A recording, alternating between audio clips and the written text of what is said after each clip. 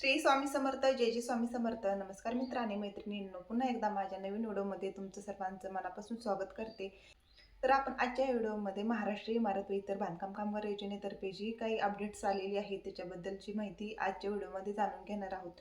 चॅनलवर नवीन असाल चॅनलला सबस्क्राईब करा, तसेच व्हिडिओला लाईक करायला अजिबात विसरू नका. आपल्याला महाराष्ट्र इमारत व इतर बांधकाम कल्याणकारी मंडळातर्फे काही अशा योजना दिल्या जातात, तर त्या योजनेमध्ये बघा, मुलांच्या शिक्षणासाठी स्कॉलरशिप मिळत असते. त्याचबरोबर स्वतःच्या लग्नासाठी सुद्धा काही जे काही नोंदणीकृत बांधकाम असतात, बांधकाम कामगार असतात, तर त्यांच्यासाठी लग्नासाठी खर्च मिळत असतो.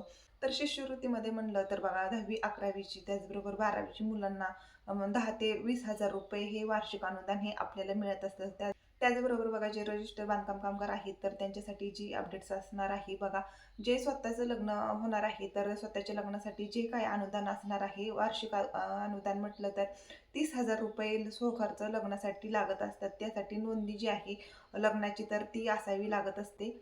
तर शपथविधी त्याचबरोबर नोंदणीपत्र हे आपल्याला स्वतःच्या लग्नासाठी लागत असते. त्याचबरोबर मुलांच्या शिष्यवृत्तीसाठी जे काही कागदपत्र असतात, डॉक्युमेंट असतात, तर ते सुद्धा बघा, महाराष्ट्रामध्ये बांधकाम कामगारांना पेन्शन योजना जी आहे तर ती सुद्धा राबवण्यात येत आहे. तर त्यामध्ये बघा, जे वयस्कर बांधकाम कामगार आहेत 65च्या पुढील, तर त्यांच्यासाठी सुद्धा वार्षिक अनुदान जे आहे, पेन्शन योजना जी आहे तर ती आता नव्याने चालू झालेली आहे. तर ही अपडेट जी आहे तर आपल्याला आलेली आहे. माहितीनुसार ही जी अपडेट खूप मोठी असणार आहे. आपल्याला महाराष्ट्र इमारत व इतर बांधकाम कल्याणकारी मंडळातर्फे जी एसएनसी किट, पेटी, सेफ्टी किट म्हणजे बघा 32 प्रकारचे क्लेम्स आपल्याला मिळत असतात. त्या योजनेमध्ये हे क्लेम्स असतात. मग त्यामध्ये भांडी संचासाठी सुद्धा काही अनुदान हे आपल्याला मिळत असतं. योजनामध्ये जे काही तुम्हाला भांडी सेट मिळत नाही, मिळाला नसेल, तर त्यासाठी सुद्धा काही अनुदान मिळत असतं. योजना जी आहे एसएनसी किट, पेटी, सेफ्टी किट याबद्दल सुद्धा थोडी माहिती घेऊया.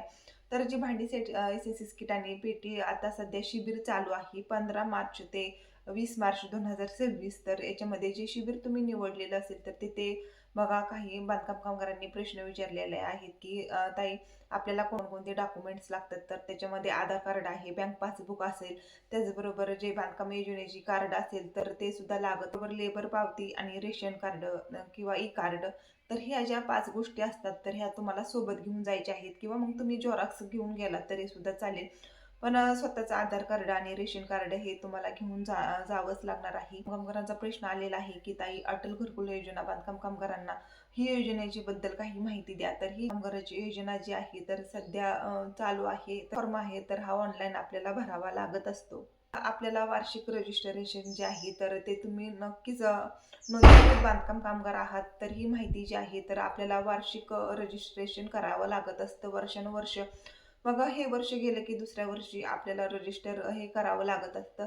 तर एसएनसी किट, पेटी, सेफ्टी किट त्याचबरोबर डिनर सेटचे शिबिर चालू आहे. तर हे जे शिबिर असणार आहे यवतमाळ जिल्ह्यामध्ये सध्या चालू आहे. त्याचबरोबर चंद्रपूरमध्ये सुद्धा आहे, पुणे, नाशिक, रत्नागिरी.